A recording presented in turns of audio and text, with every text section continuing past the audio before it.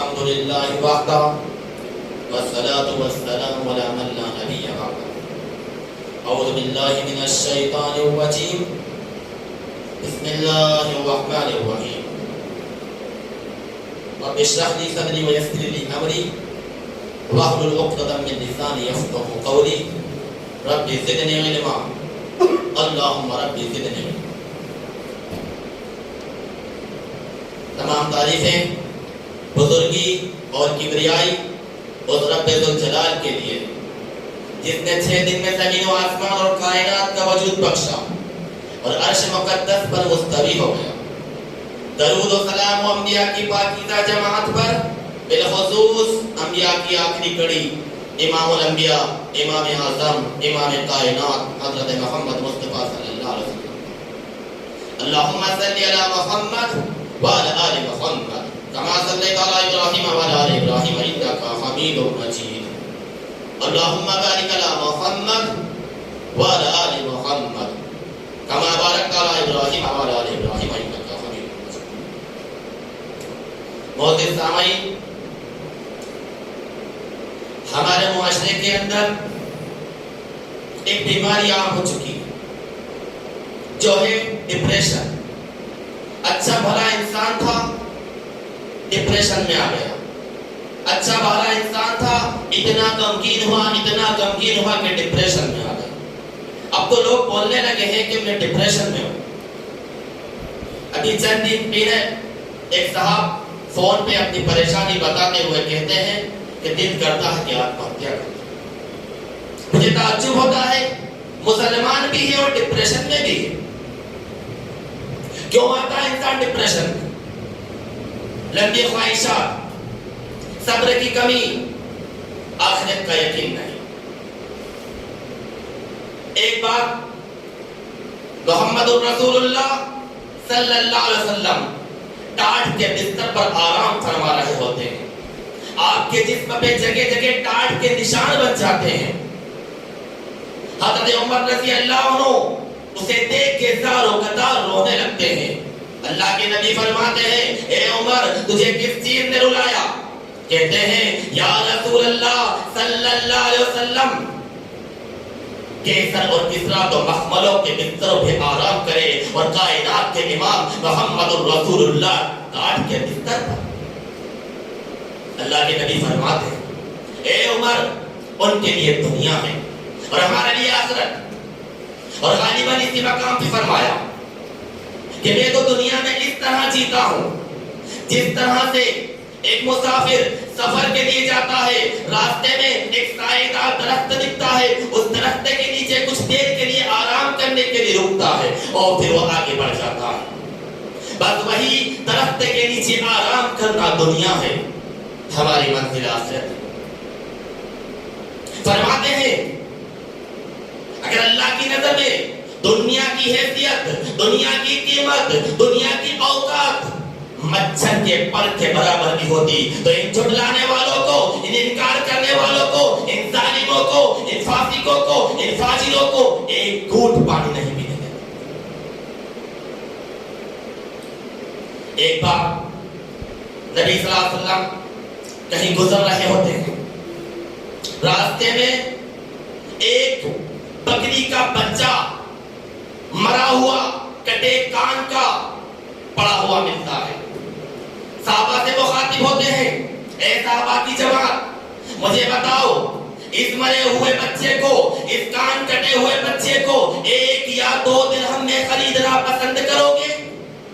صحابہ کہتے ہیں، یا رسول اللہ یہ تو مرا ہوا ہے، اوپر سے کان کٹا ہوا ہے، اسے تو کوئی مفت میں لینا پسند نہیں کرے گا. اللہ کے نبی فرماتے ہیں، اللہ کی نظر میں دنیا کی حیثیت اتنی یا اس سے بھی کم ہے. پھر دنیا کے خواہشات کے پیچھے کیوں لگا جا؟ پھر دنیا کے لیے غمگین کیوں ہوا جا؟ اگر دنیا پا بھی لی تو کتنے دنوں تک؟ آخر میں موت، کل نفس ذائقۃ الموت، ہر جاندار کو موت کا مزہ چکھنا ہے. اور جس نے دنیا پا بھی لی اس میں اکثر فتنے میں مبتلا ہو گئے، وہ آخرت کو بھلا بیٹھے. جنہیں دنیا نہ ملی انہوں نے صبر کیا اور ثابت قدمی کا مظاہرہ کیا تو وہ امیروں سے 500 سال پہلے جنت میں چلے جائیں گے.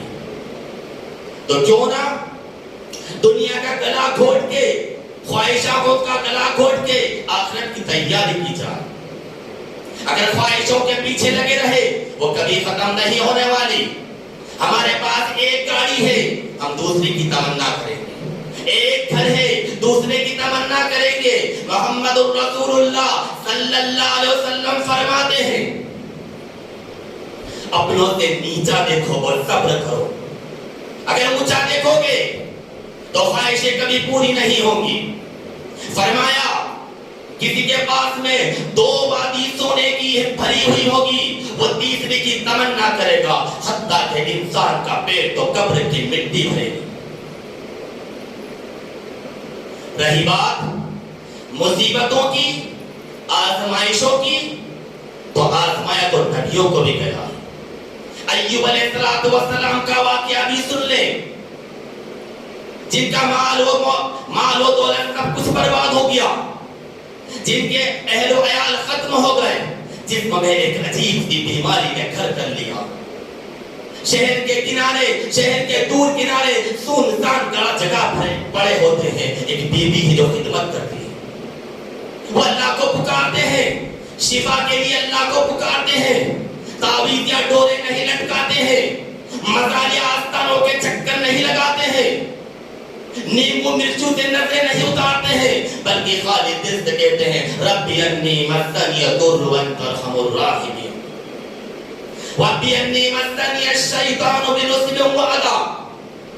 اللہ نے شفا دیتا ہے اور ایسی شفا دیتا ہے, ایسی تندرستی دیتا ہے, ایسا حسن دیتا ہے. ان کی بیوی پہچاننے سے انکار کر دیتی ہے, کہتی ہیں یہاں پر ایک بوڑھا شخص ہوا کرتا تھا اس کا کیا بنا؟ کہتے ہیں کہ وہی ہوں. وہ کہنے لگی کیوں مذاق کرتے ہو, ایک پریشان عورت سے مذاق کرتے ہو, بتاؤ اس کا کیا بنا؟ وہ کہتے ہیں میری اللہ نے دعا قبول کر دی اور اللہ نے مجھے پہلے سے بہتر بنا دیا اور اللہ نے اور مال اور دولت عطا فرما دی. یوسف علیہ السلام کنویں میں ڈال دیا گیا, کنویں سے نکالے, غلام بنا لیے گئے, اس کے بعد قید خانے میں ڈال دیے گئے, لیکن صبر کیا, ثابت قدمی کا مظاہرہ کیا, گناہ کا ارتکاب نہیں کیا تو اللہ نے مصر کا تاج پہنا دیا. اگر صبر آزمائشوں پہ صبر نہیں کیا تو اللہ کا تو ہم کچھ بگاڑ نہیں سکتے, بلکہ ملنے والے اجر سے محروم ہو سکتے ہیں. ایک خاتون کو میرے پاس لایا گیا جس کا معاملہ یہ تھا اس کا دماغ سن رہنے لگا تھا جو کہ ڈپریشن کی علامات. پتا چلا اس کا بچہ مر چکا ہے, اس کا بچہ انتقال کر چکا ہے. میں نے کہا اللہ کے خلیل نبیوں کے باپ ابراہیم علیہ السلام کو اللہ نے 90 سال کی عمر کے بعد دیا اور اس کا بھی اس پر بھی کہا جنگل میں چھوڑ کے آ جاؤ. مزید اور آزمایا, کہا خواب دکھایا سبا کر دو. ابراہیم علیہ السلام نے اللہ کی رضا میں راضی رہے, صبر و ثابت قدمی کا مظاہرہ کیا تو پھر اللہ نے انہیں اپنا خلیل بنا لیا, اللہ نے انہیں اپنا محبوب بنا لیا, اللہ نے اپنا ولی بنا لیا, اللہ نے اپنا دوست بنا لیا. ہم نے نبیوں کے واقعے نہیں پڑھے. اصحاب اخدود کے ساتھ کیا کیا گیا, انہیں آگ کی کھائیوں میں ڈالا گیا, ان کے جسموں کو لوہے کی کنگیوں سے نوچا گیا, بلال کو تو تب ریت پر گھسیٹا گیا, خباب کو تو انگاروں سے, خباب کے جسم سے انگاروں کو بجھایا گیا. وہ نوجوان, وہ مسیح بن عمیر رضی اللہ عنہ جن کا حال یہ تھا ماں نے شہزادوں کی طرح پالا تھا, الگ الگ ملک سے ان کے لیے کپڑے تیار ہو کے آتے تھے, جس کپڑے کو ایک بار پہن لیتے دوبارہ ہاتھ نہیں لگاتے تھے, جس گلی سے گزر جاتے لوگ جان لیا کرتے تھے، خوشبو سے جان لیا کرتے تھے ادھر سے مصعب کا گزر ہوا ہے. لیکن اسلام لانے کی پاداش میں چچا نے سب کچھ چھین لیا، مارا پیٹا اور گھر سے بھگا دیا. تنے تنا گھر سے نکل چلے. چچا نے آواز لگی رکو ٹھہرو، پلٹ کے دیکھتے اب کیا ہے، سب کچھ تو لے لیا. جس باپ کو تم گمراہ کہتے ہو، جس باپ کو تم بددین کہتے ہو، یہ کپڑے اسی کے. فوراً کپڑے اتار کے پھینک دیے. بڑھے نہ چلے، ماں کے پاس گئے. ماں نے دیکھا، بڑھے نہ دیکھا، نظریں نیچی کری. بیٹا تجھے کیا ہو گیا؟ تو شہزادہ تھا، تو امیر زادہ تھا، تجھے کیا حال ہو گیا؟ تیرا یہ حال کس نے کیا؟ اپنی داستان سناتے ہیں. ماں ایک کپڑا دیتی ہے، اس کپڑے کو جسم پر لپیٹ کر چلتے ہیں. ڈپریشن میں نہیں آتے ہیں، خودکشی کے خیال نہیں آتے ہیں، آنکھوں میں آنسو نہیں آتے ہیں، بلکہ محمد رسول اللہ کے دربار میں جاتے ہیں. اور اللہ نے مدینے کا سب سے بڑا مبلغ بنا دیا، جن کے ذریعے ہر گھر میں، مدینہ کے ہر گھر میں اسلام داخل ہو گیا. اللہ نے ان کے صبر کا بدلہ مال دولت دے کے نہیں دیا، بلکہ نبی کا جانشین بنا دیا. نبی کی حفاظت کے لیے کھڑے ہیں، ہاتھ میں جھنڈا ہے، ہاتھ میں پرچم ہے. ایک ہاتھ، ایک بازو کاٹ دیا جاتا ہے، دوسرے بازو سے پرچم پکڑ لیتے ہیں، دوسرا بازو کاٹ دیا جاتا ہے.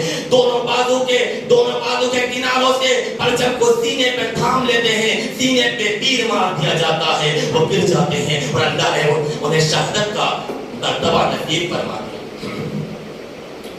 اور مال کا تو یہ حال تھا کہ آخری وقت میں جو کپڑا لپیٹ کے آئے تھے وہی کفن بنا. آزمائش تو یقیناً آتی ہے، آزمائش تو مومن کا مقدر ہے. آزمائش مومن کا سرمایہ ہے. ہمارے لیے دنیا کے دکھانا، جنت تو ان کے لیے ہے جو جھٹلانے والے ہیں، جنت تو ان کے لیے جو انکار کرنے والے ہیں. ہماری جنت تو آسمانوں میں. تو ہم صبر کریں، صبر کا مظاہرہ کریں، زیادہ سوچنا چھوڑ دیں. تب ہم ہی سوچ لیں گے تو اللہ کیا کرے گا. وہ تو ہمارا خالق ہے نا، وہ ہمارا مالک ہے نا، وہ ہمارا پالنہار ہے نا، وہ ہمارا رازق ہے نا، وہ ہماری ماؤں سے زیادہ ہم سے محبت کرتا ہے. اس پہ بھی کچھ چھوڑ دیں. میں اکثر ایک بات کہتا ہوں، ہر چیز کی ایک مقدار ہوتی ہے، ایک کیپیسٹی ہوتی ہے، ایک پیمانہ ہوتا ہے. جیسے پیٹ کی ایک کیپیسٹی ہے، ایک مقدار ہے. اگر اس کو زیادہ بھر لیا یعنی زیادہ کھانا کھا لیا تو بدہضمی ہوگی. اسی طرح سے دماغ کی بھی ایک مقدار ہے. اگر زیادہ سوچ لیا تو دماغ کی بھی مقدار، دماغ کی بھی بدہضمی ہوگی. پھر کیا ہوگا؟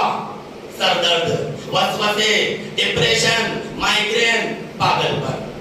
اس لیے زیادہ سوچنا چھوڑیں، اللہ پر چھوڑیں. ارے ہمیں تو وہ دین ملا ہے جس کی راتیں بھی دن کی طرح روشن ہے، جو سکون والا دین ہے، جو امن والا دین ہے، جو سلامتی والا دین ہے. آج لوگ مغربی تہذیب کو چھوڑ کر، مغرب کی تہذیب کو ٹھکرا کر سکون کی تلاش میں اسلام کے دامن میں آتے ہیں. ہمارا حال کیا ہے؟ ہم سکون کی تلاش میں مغربی تہذیب میں گھسنا چاہتے ہیں اور سکون کو برباد کرنا چاہتے ہیں. کسی کی بیوی نافرمان ہے تو ڈپریشن. لوط علیہ السلام کی بیوی اتنی نافرمان تھی کہ دشمن کی صفوں میں گھس گئی تھی. اللہ نے بھی کیا کیا؟ اسے جہنم کا ایندھن بنا دیا اور لوط علیہ السلام کو امت کا پیشوا بنا دیا. کسی کا شوہر ظالم ہے تو بیوی ڈپریشن میں. فرعون اتنا ظالم تو نہیں ہوگا. فرعون نے تو حضرت آسیہ رضی اللہ عنہا کو اتنا ٹارچر کیا حتیٰ کہ ان کو شہید کر دیا. تو اللہ نے بھی انہیں جنت کی شہزادی بنا دیا. اور فرعون کا انجام دنیا جانتی ہے کیا ہوا. ایک بار کا واقعہ ہے، मदीना की चिलचिलाती धूप के अंदर अमूमन उस वक्त तो कोई घर से बाहर नहीं निकलता। क्या देखते हैं, एक दुबले पतले शख्स अपने सर पे कपड़ा डाले हुए धूप से अपने आप को बचाते हुए बेचैनी से टहल रहे होते हैं। वो सिद्दीक अकबर होते हैं। सामने से हज़रत उमर रज़ी अल्लाह अन्हु वो भी बेचैनी के आलम में टहलते हुए आते हैं। दोनों का आमना सामना होता है। दोनों करीब आते हैं, एक दूसरे से पूछते हैं, तुम्हें इतनी धूप में, इतनी शिद्दत की धूप में किस चीज ने घर से निकलने पर मजबूर किया? वो कहते हैं भूख ने। क्या देखते हैं, हवाएं और फिजाएं रोशन होती है, हवाएं और फिजाएं खुशबू से भर जाती है। सामने मोहम्मद रसूलुल्लाह सल्लल्लाहु अलैहि वसल्लम भी इसी हालत में आते हैं। पूछा, या रसूल अल्लाह, इतनी धूप में, इतनी कड़ाके की धूप में आपको किस चीज ने घर से बाहर निकलने पर मजबूर किया? वो कायनात के इमाम, वो कौसर के मालिक, वो जन्नत के मालिक कहते हैं भूख ने। चलो फलां साहबी के पास जाते हैं, शायद के कुछ खाने को मिल जाए। साहबी के घर जाते हैं, साहबी देख के खुश हो जाते हैं, नबी को देख के खुश होते हैं, सिद्दीक को देख के खुश होते हैं और शहीद को देख के खुश होते हैं। फौरन दौड़ते हुए जाते हैं, एक बकरी का बच्चा ज़िबा करते हैं और उसे पकाने को देते हैं। चंद ताज़ा खजूरें आपके सामने पेश करते हैं। भूख से बुरा हाल है। मोहम्मद रसूलुल्लाह सल्लल्लाहु अलैहि वसल्लम खजूर हाथ में लेते हैं, खजूर को मुंह के करीब लाते हैं। अबू बकर भी लाते हैं, उमर भी लाते हैं, मुंह के करीब खजूर को लाके वापस सामने करते हैं। उमर देखते हैं, अबू बकर देखते हैं। मोहम्मद रसूलुल्लाह फरमाते हैं, सुनो सुनो अबू बकर, सुनो उमर, ये नेमत, इस नेमत के अल्लाह क्या हिसाब होगा, इस नेमत के अल्लाह का जवाब देना पड़ेगा। अबू बकर और उमर कांप जाते हैं, या रसूल अल्लाह, इतने दिन का फाका, इतनी शिद्दत की भूख, ऐसे में भी हमें इसका हिसाब देना पड़ेगा। हाँ, यकीनन इसका हिसाब देना पड़ेगा। दुनिया की एक एक चीज का हिसाब देना है, हमें उसकी इतनी परवाह, और आखिरत अल्लाह के मिलने वाली नेमतों का कोई हिसाब नहीं देना, उसके बारे में फिक्र क्यों नहीं करते? हज़रत अबू हुरैरा रज़ी अल्लाह अन्हु फरमाते हैं, मैं लोगों की टांग पकड़ लिया करता था, मुझे एक मसला बता दो।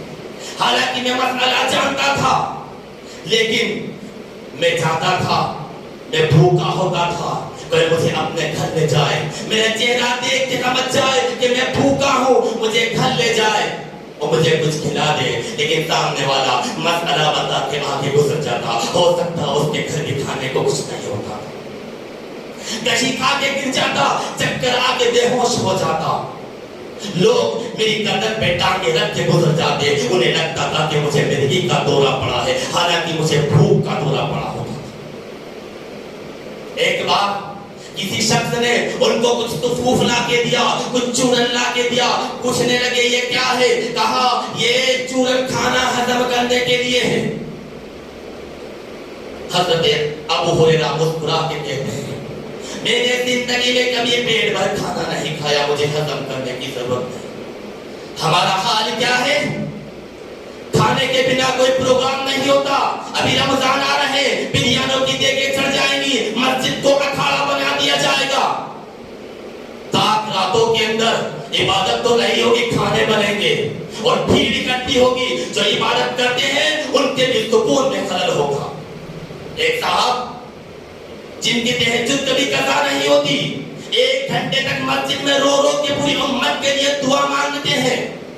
वो कहते हैं मैं 11 महीने सुकून से इबादत करता हूँ, लेकिन 1 महीना मेरे सुकून में खलल आ जाता है, क्योंकि 1 महीना मस्जिद अखाड़ा बन जाती है, मस्जिद किचन बन जाते हैं। मस्जिद की अल्लाह ने एक रमजान काय के लिए बनाए थे, इबादत के लिए बनाए थे।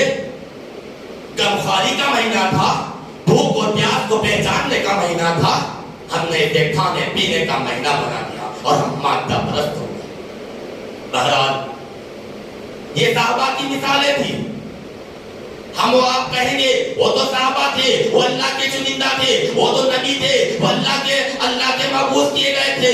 हमारे लिए आइडियल को آج بھی دنیا کے حالات میں دیکھ لو, آج بھی فلسطین کے حالات کو دیکھ لو, آج علماء اور بہنوں اور بوڑھوں اور بچوں کے ایمان کو دیکھ لو.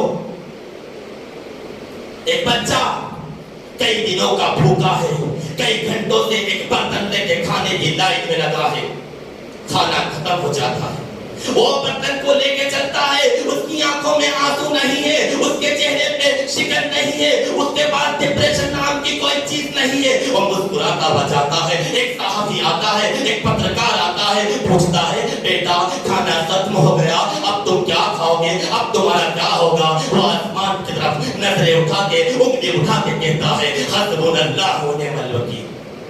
یہ ایمان ہے. ایک شخص پورا خاندان لٹوا چکا, پورا خاندان ختم ہو گیا, ایک بچہ بچا تھا وہ بھی شہید ہو گیا. اس بچے کو اٹھا کے کہتا ہے اے اللہ تو اب تو ناراض نہیں ہے, تو ہم سے راضی ہوا کہ نہیں؟ ہم ساری آزمائش پر جتنی بھی ہم پہ آزمائش آئی, جتنی ہم پہ مصیبت آئی, ہم تجھ سے راضی ہیں, تو ہم سے راضی ہوا کہ نہیں؟ یہ ہمارے آئیڈیا ہے, یہ ہمارے نمونے, ہمارے سامنے مثالیں ہیں. ان کو دیکھیں, اپنوں سے نیچا دیکھیں, اپنوں سے اونچا دیکھنے کی کوشش نہ کریں, ورنہ خواہشاتوں کو پیچھے لگ جائیں. اس کے بعد بھی اگر کوئی ڈپریشن میں آ گیا, کوئی پر اتنا غمگین ہوا کہ دماغ پہ ایسا شاٹ لگا, ڈپریشن میں آ گیا, وہ کیا کرے؟ سب سے پہلے اللہ کا ذکر کرے. الا بذکر اللہ تطمئن القلوب.